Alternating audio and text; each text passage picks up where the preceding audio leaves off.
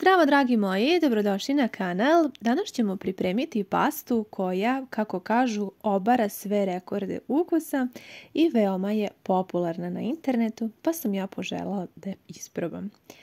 Za početak je potrebno da spremite otprilike 300 do 350 grama piletine. Ja sam je sekla ovako na malo krupnije kocke i sada je pospite sa uljem. Bilo bi poželjno da je maslinovo, ali može bilo koje.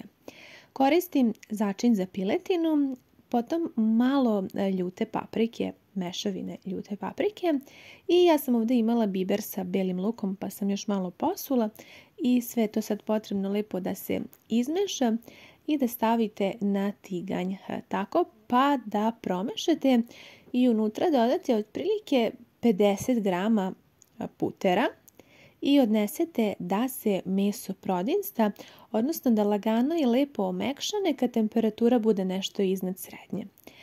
Poklopite naravno, a za to vreme spremit ćemo pastu. Potrebno je oko 2 litre vode da sipate u šerpu i da odnesete najpre da proključa.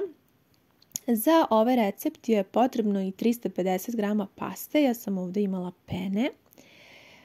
Zatim će nam trebati i crni luk. Ovdje sam imala nešto malo crnog luka pa sam iskoristila 2 male glavice. Otprilike 1 crni luk bit će dovoljan. Zatim i nešto belog luka. Imam ovdje 3 čena. Ja baš nešto i ne preferiram da koristim mnogo belog luka. A vi sad ukoliko volite možete slobodno upotrebiti i više. Proverit ćemo meso.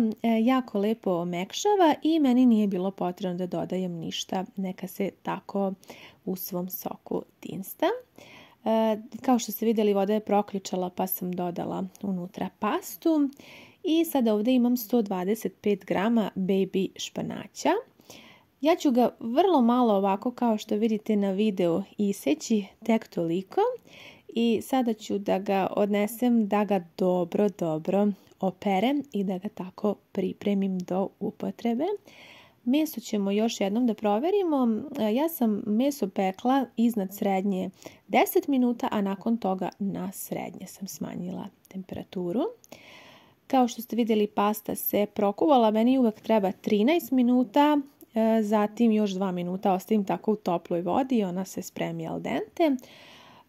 Meso ćemo sada nakon 20 minuta da izvadimo na tanjir i ja ću ovo ulje iskoristiti, ali sam ga procedila. Vi možete i ono onako ako vas mrzi da procedite. Unutra dodajte još vrlo malo maslinovog ili ulja po želji, kao i još 50 grama putera ili margarina, pa sačekajte da se sada otopi. Na zagrejano ulje dodajte crni luk koji ste spremili. Pa njega kratko mešajte nekih 2-3 minuta, a zatim možete slobodno dodati i beli luk. I sada sve to zajedno dinstati. Temperatura je nešto iznad srednje. Kada luk lepo omekša, onda ću dodati paradajz pire. Ovdje sam imala, kao što vidite, nešto malo, već sam sve i potrošila, ali bit će ovo sasvim dovoljno. I sada sam temperaturu obavezno smanjila kada sam dodala paradajz pire i sve sam dobro izmiješala. Unutra dodajem 250 ml pavlake za kuvanje i 100 ml vode. I sada sve zajedno mešam. Sad opet možete pojačati temperaturu iznad srednje, ne previše.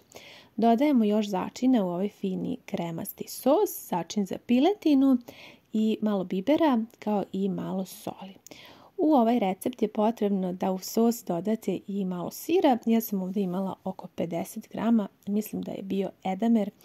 Možete bilo koji, u suštini po receptu bi trebao parmezan, ali bilo koji sir da dodate, dobit ćete tu finu i lepu kremastu teksturu kao što sada imate priliku da vidite i ovo je stvarno jako fini kremasti sos. Kada se ovako lepo ugusti i počne da vrije, možete da dodate unutra i ovaj baby španać koji smo pripremili, oprali i sada sve zajedno promešajte i njega tako ostavite nekih 2-3 minuta pošto je on dosta mlad, njemu ne treba mnogo, samo ga lepo promešajte i on će biti vrlo brzo gotov, kažem nakon nekih 2-3 minuta.